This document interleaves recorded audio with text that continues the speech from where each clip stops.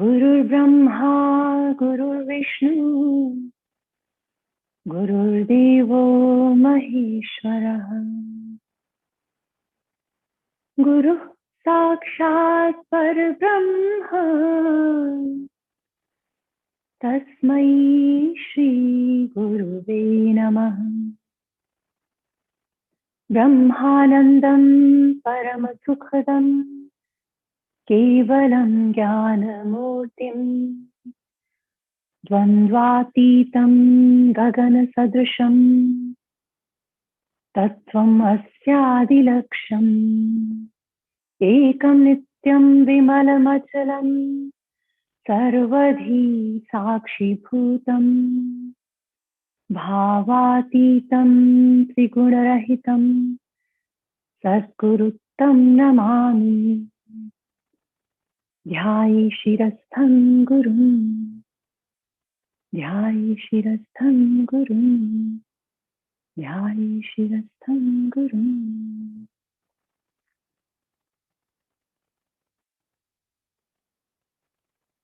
Shivoham. Sure, Guruji. Thank you, Shuchi. Thank you so much. Okay, great. So, you see, today is, by the way, the day of Guru, right? Okay. So, and what the ultimate purpose of the Guru is that one Guru should be able to create another Guru. Huh? And I'm happy that all of you are progressing in that direction. So, Shuchi has been able to, Suchi has been able to give that cover for me, for I was getting late. Okay, great. Thank you so much. आप सभी लोगों को गुरु पूर्णिमा की बहुत बहुत शुभकामनाएं. I wish each one of you a very, very happy Guru Purnima. We are discussing Patanjali Yoga Sutras, and only few sutras we have covered. We have just begun to understand what Patanjali is saying. And we did understand that in the initial 4 sutras, Patanjali has concisely given the crux of his whole Patanjali Sutras. What it is and what it is not. Okay? Both. What is the outcome of it? And beyond that, he is now describing. So, last time this sutra we saw, that was about the vrittis, type of vrittis. So, he has been able to give us a clear understanding of the vrittis, klishta and aklishta category, right? There are 2 types of vrittis, primarily 2 types. One which feels good to us, and second, which is creating more ripples. You see, these are the 2 types of vrittis, and let us focus on this before going to even the next sutra, which we have briefly touched last time. One is klishta, situation which is difficult, painful, which causes disturbance, and then aklishta, which just passes by. Either joyously we accept it, very positively we accept it, or we have become used to it, or we just don't care. Anything can be there. Understand? And Patanjali is banking on the great Indian system of Vairagya here when he's saying aklishta, right? Something which just passes by. You don't care too much, right? And at the end of it, this piece of information he's going to tell us that is it possible through abhyasa and vairagya. So of course each one of us is very, very instinctively attracted towards aklishta vrittis, which is which give us joy, which are soothing to our indriyas, which match our expectations, right? And klishta means something which we expected did not happen, which we want doesn't come. That becomes klishta, difficult, right? The suffering is about that. Now, when suffering comes, we have seen that our mind goes into different modes of vrittis again and again. Have you seen that? Look at it. Only a disturbed mind, which is faced with klishta situations or klishta vrittis, is going to create more and more vrittis. Okay? It agitated state will give rise to various vrittis. And therefore, we must understand that each and every yoga practitioner, the one who is following this system in toto, must learn to be indifferent to the worldly inputs. Vairagya. Whether good or bad. You'll say, can I keep one side of the coin and not have the other side? Not possible. If you have the coin, then both the sides will come. You can't keep one side. That I will keep aklishta, that is pleasurable vrittis, good vrittis, which can be easily accepted, but not the ones which are not very joyous, very acceptable to me. So both klishta, aklishta are the two sides of vrittis. Correct? So you may say that can I just accept aklishta and can I avoid klishta? Not possible. Both will come.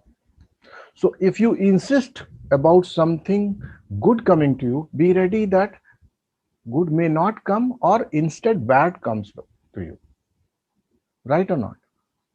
So the more we engage in this world with expectations, more klishta situations, difficult situations we are going to encounter.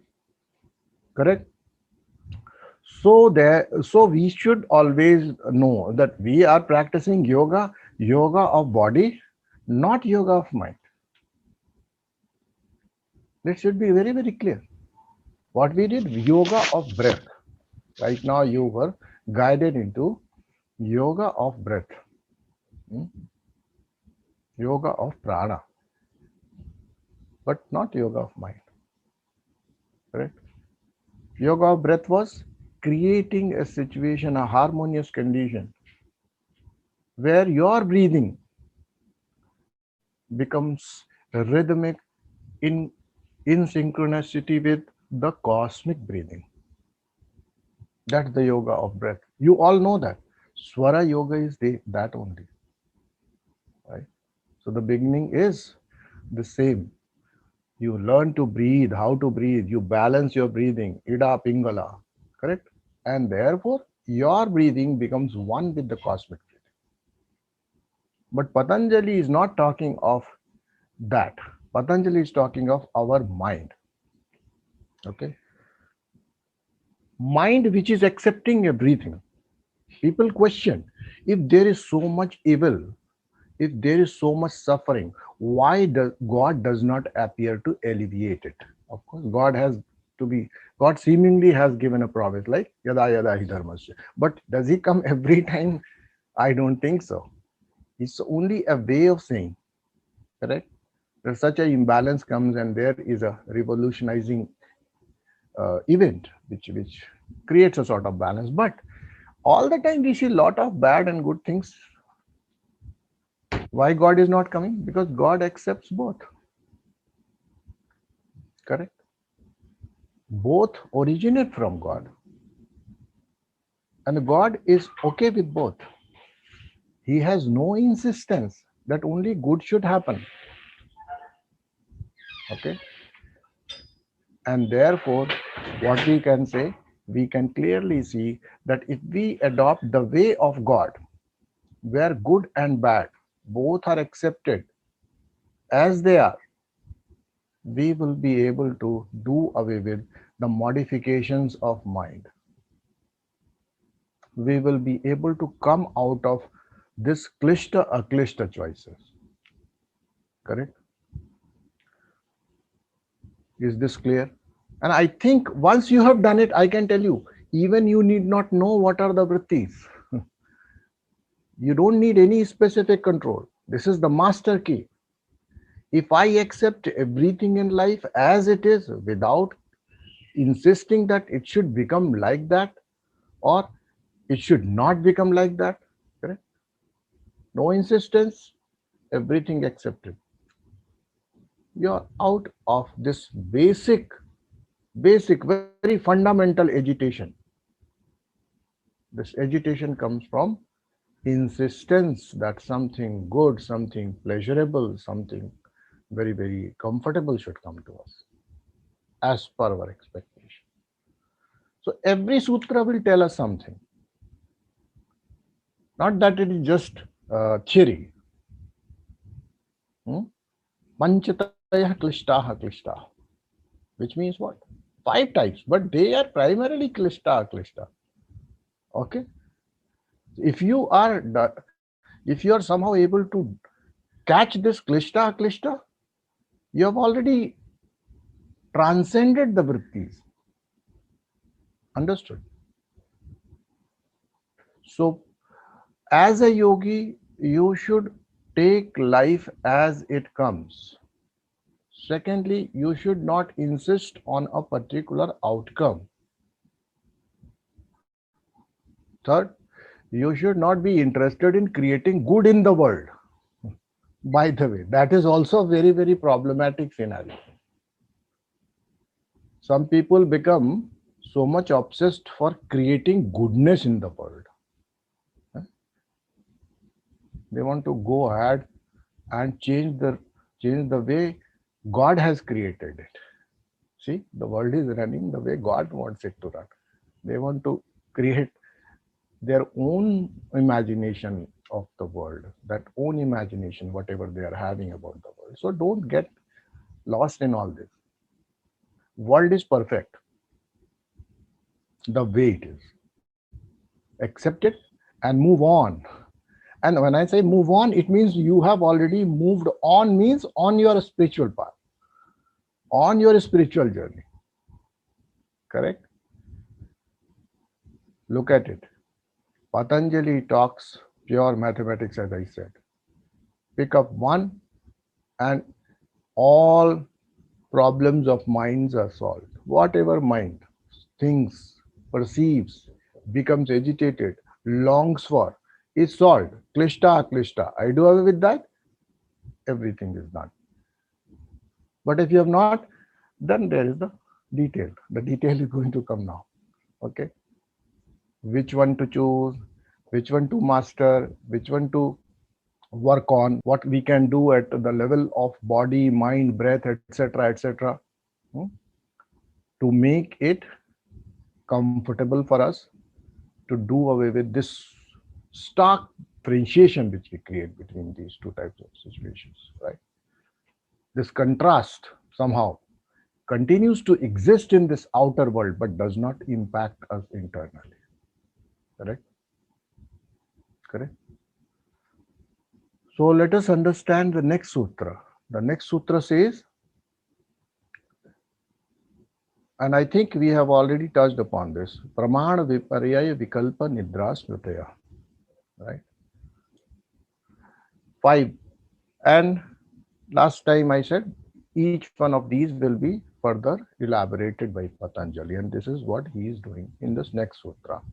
Pratyaksha Anumana Agama Pramanani. Pratyaksha Anumana Agama Pramanani. This is what it is. Correct? Pratyaksha, direct perception. Anumana, inference. Now you may have some problem here with the last one. Pratyaksha Anumana is something which is very much perceivable, understandable but the last one is not, generally by so-called believers of science. Huh? Right? Scientific temperament. I don't believe in anything.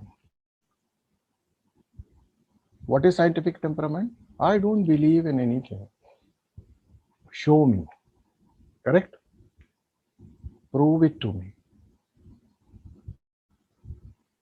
And then I say the whole scientific community is blindfolded because all scientific investigation begins by you first understanding certain scientific principles and taking them as they are. Tell me, anybody who is doing research in physics after his master's, in his 8th grade, in his 10th grade, in his 12th grade, did he not believe what Newton is saying? Did he not believe what Einstein is saying? Can he become capable of even further investigating the principles and the rules and laws given by these scientists without first accepting them as they are?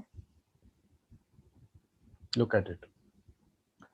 Direct perception, we say, we see and believe. This is the very basic, very basic. Animals operate in this zone. Let me tell you, animals operate only in this zone. Pratyaksha. Pratyaksha means I see, then I believe. I experience, then I believe. This is pratyaksha. Do you think animals are able to imagine things and situations in advance? Only humans. This is next level of perception, which is called anumana. Correct? We begin from the animalistic experience, the way we perceive this world. Animals also perceive this world this way, directly. Their sense perception may be, their sense organs may be operating in a different zone altogether. But they are also, they are exactly doing pratyaksha. They believe in pratyaksha. There is no cause and effect analysis to reach out to the conclusion that if I do so, that will come. This imagination does not exist. Anumana does not exist. The pratyaksh means what I experience. You all are seeing this session going on, you believe. Suppose someone tells you that I have been attending such a session and some good knowledge I am receiving, and then he gives you certain examples, certain knowledge, whatever he has gathered, that this is what was taught, this is what was taught. Then you will say, I have not seen you attending that, but whatever you are telling, in his mind he is calculating. So whatever he is telling me now indicates that he has probably attended it. Humans operate in this second zone, right? Understand? So animals can't create a story and go back and give their knowledge. This was my experience, you go there. I also believe it. No, they don't believe it. They simply may be following it, but they will not believe. And at the higher the intelligence in any animal kingdom, that is also true. Let me tell you, the more and more evolution happens there, this kind of communication becomes possible among animals also. I can give you an example. You see, the honeybee, there are various categories of honeybees in that colony. So some are just those kind of workers who go out and search for different flowers, right? Correct? And when they find a new area, geography, those bees come back to the beehive and they dance in a particular way to communicate the exact path, location, distance, everything in their dance. And few bees will surround them and they will be watching how this dance is going on. And based on that, they know exactly. The whole beehive in a way is aware now. There is a new location we have discovered. We have to go there. Understand? So even this happens. But this is not happening in case of coronavirus. Coronavirus is not planning like that, right? In the same way, so as we evolve, we move from this to this, means pratyaksha to anumana, right? But this is not the ultimate. When we evolve, we should not take it as ultimate. Why? Because this would be like believing that I am the person who has the highest capacity to perceive and imagine and calculate and go on, you know, sensing what is future based on what is present. Correct or not?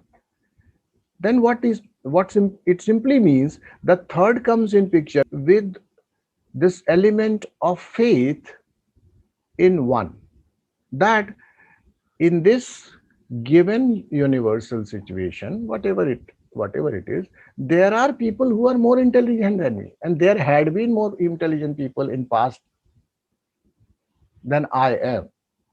Yes or no? Yes or no? This is what makes us believe the scientist. You all have read Newton's laws and, Archimedes principles, and you believe them. Why? Because you took it that way. That there is something somebody has thought over, pondered, stumbled upon, more genius than you, more intelligent than you, has something to tell you. If you start thinking that no, I am having the highest intellect, you will not believe. Understand? You may say, I believe this person, but will not believe that person. Right? You may have your own sources. Like, I believe, see, if this news comes on that channel, I believe. Otherwise, it's not fake news. You may say so. Correct? If has this news been broadcasted by BBC? Some people will ask. Huh? No, BBC hasn't covered it. Okay, BBC hasn't covered this. Either it is not existing or it is not the way it is being propagated. Yes or no? So you have certain kind of rapport. Hmm? From this rapport you have in the mind, you have a system which guides you internally, that this ought to be right, this person ought to be right, this particular agency source ought to be right. And in our system also it has been said, agama. Agama means the words which have been spoken by the great masters in the past, in the present. Whenever you are coming across such masters, you must believe them.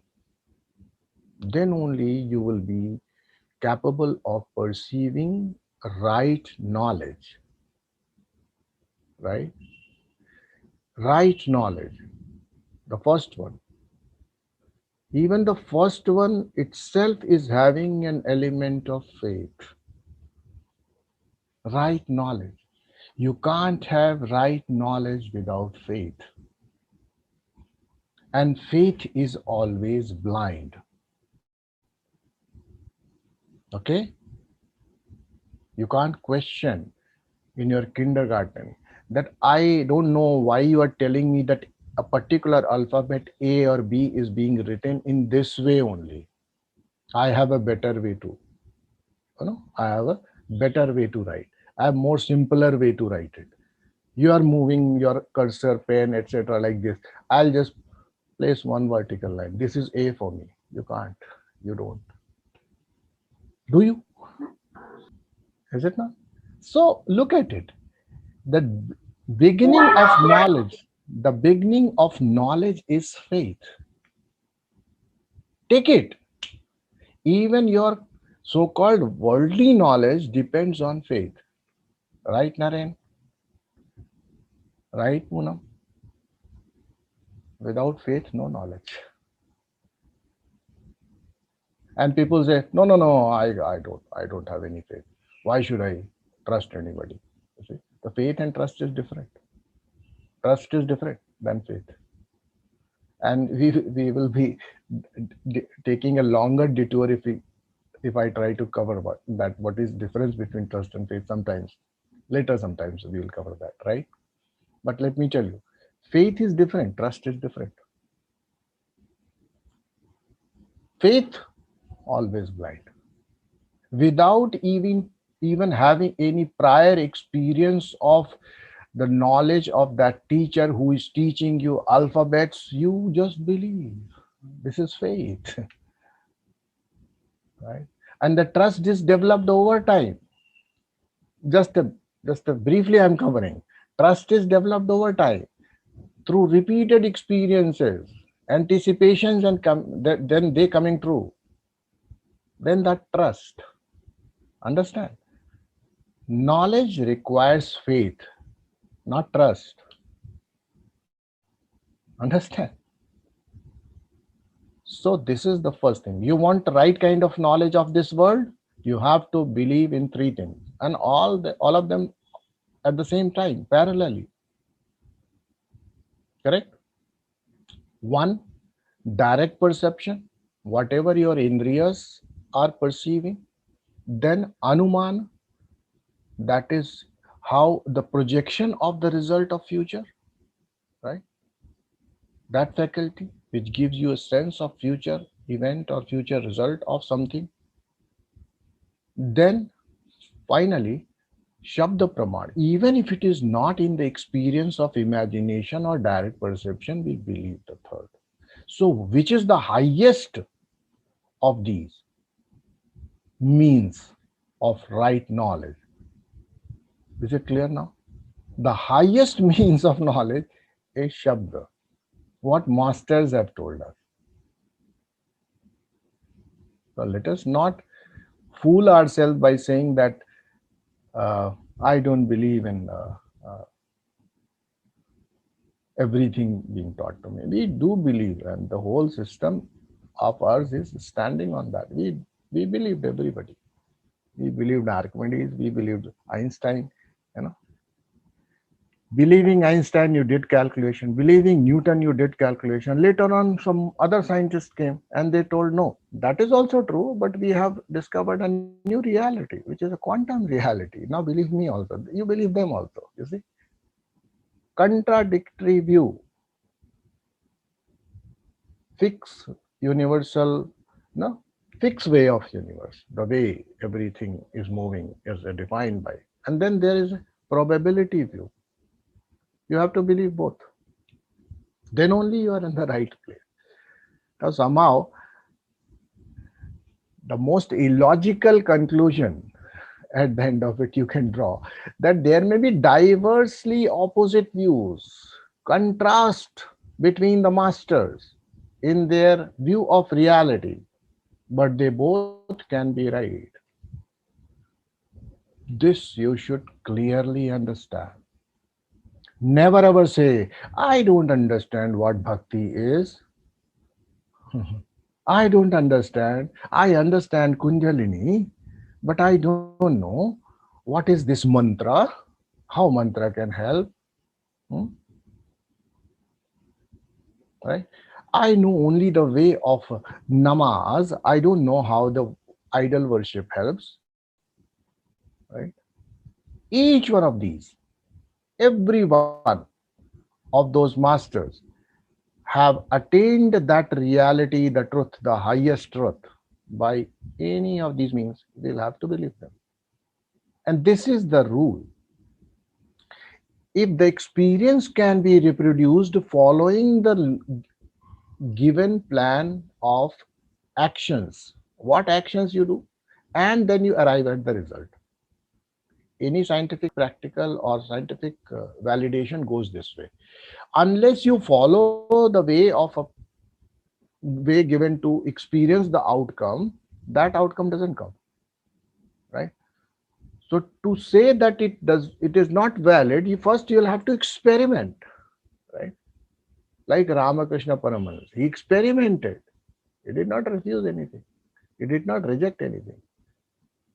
And he could come to that conclusion that yes, by the idol worship, I am reaching there, and by the way of azan, namaz, I am reaching there. When I follow it correctly, I reach there. And when a yogi says, no, I reach there only by mastering my mind. You have to believe that. When a Kriya Yogi says, no, I reach there by invoking my Kundalini and igniting that cosmic prana in my body, you have to believe it. So, a lot of contrasting views will come here. Be ready to accept it. Every master is right, provided they are master. And who is a master? Who is a guru? The one who is interested in creating more gurus, not more disciples. Understand? That is a guru. So look around. If you see even this much possibility of you replacing that person, may not be the right word, but maybe reaching to that level of that person who is actually teaching you. He gives that kind of hint. He drops certain hints that yes, someday you will reach here where I am, on the same pedestal, same podium. You can stand and you can teach all these things. That's the right place to learn. That's the right place to go. That's the right master to follow. Right?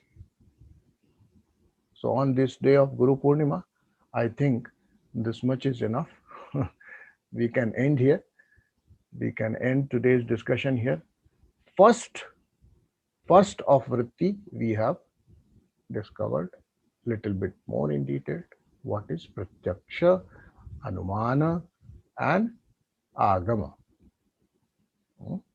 Correct? These three things are very important. They are the basis of every spiritual discipline. And I'll tell you, each of the religion has a book, has a manual, which is sacred to them. Why so? Only by this logic of word, Agama, as a way of knowledge.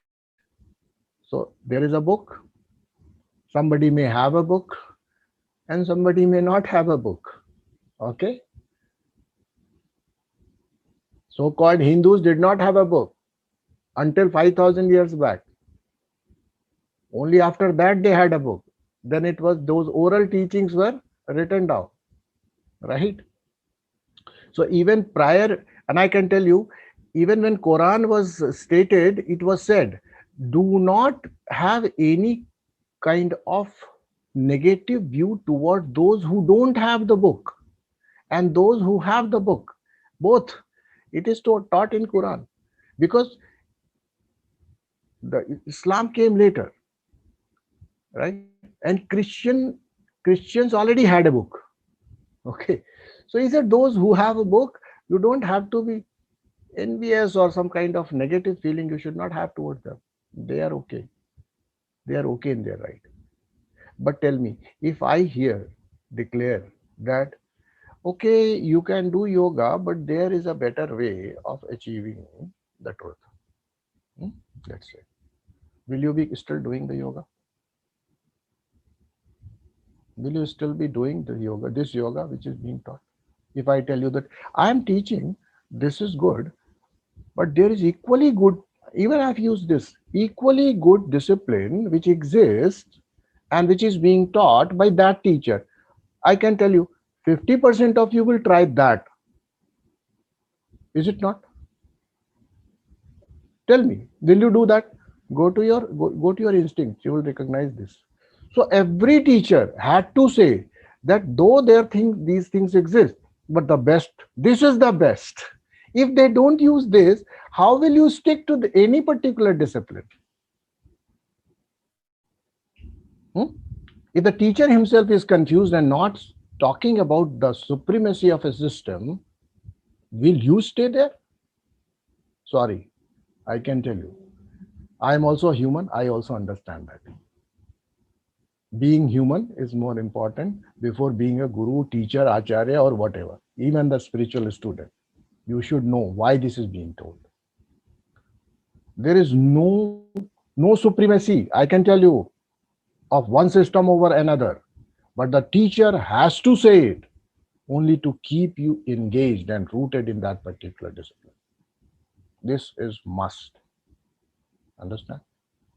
And this particular thing, although it was purely psychological, but has become kind of a fanatic expression. It finds only expression in so-called fanaticism. Understand? So please, all my dear friends, you're just requested on this day of Guru Purnima, trust every guru. Every guru wanted our well-being. Every avatar, every paigambar wanted our well-being.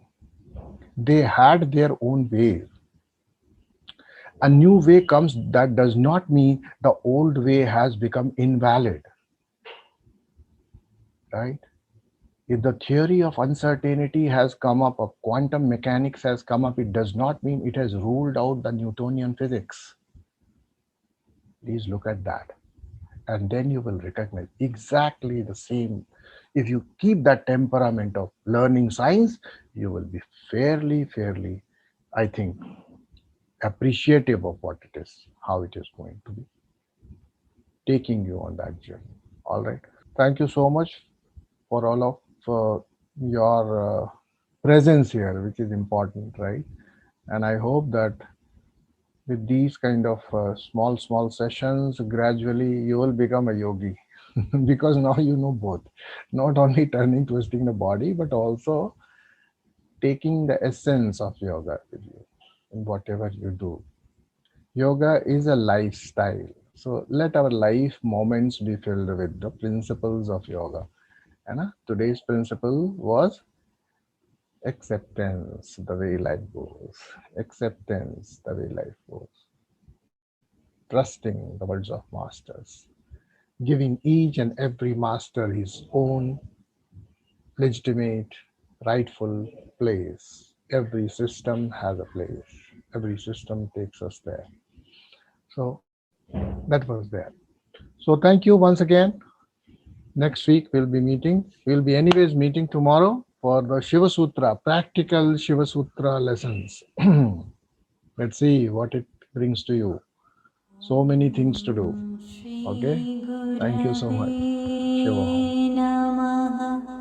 ॐ श्रीगुरवे नमः ॐ श्रीगुरवे नमः